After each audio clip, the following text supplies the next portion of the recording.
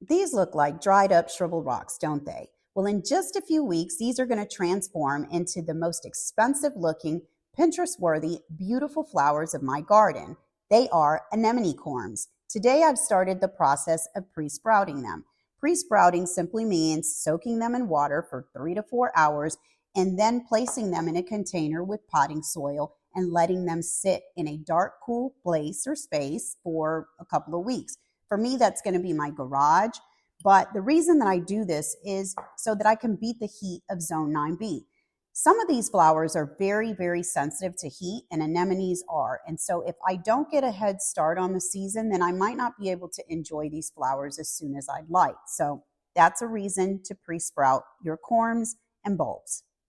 It has been a full week since I soaked my anemone bulbs. So I'm out in the garage checking on the progress. Now this batch I put in this plastic container, filled it with potting soil, and just left out in the garage.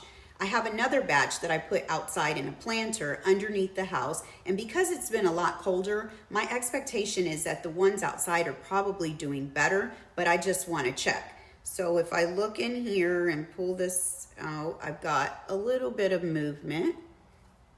Okay, but these here, look at that.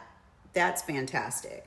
So I am a big proponent in trying out multiple ways of doing things, and that way I can know what works best for me, but also when I'm sharing information with you all, I've actually tested and tried them out. So let's head outside and see how those are doing. Okay, it's really cold outside, so I cheated and didn't record.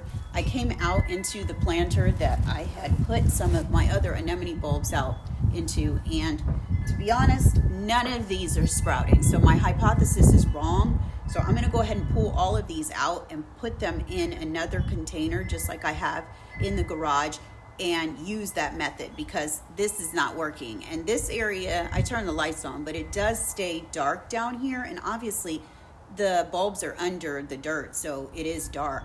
But I'm thinking it might maybe be a little too cold out here, or there's too much variation in temperatures, so this isn't working. So I know I said in the first part of the video a week ago that I would give these 2 to 3 weeks to develop.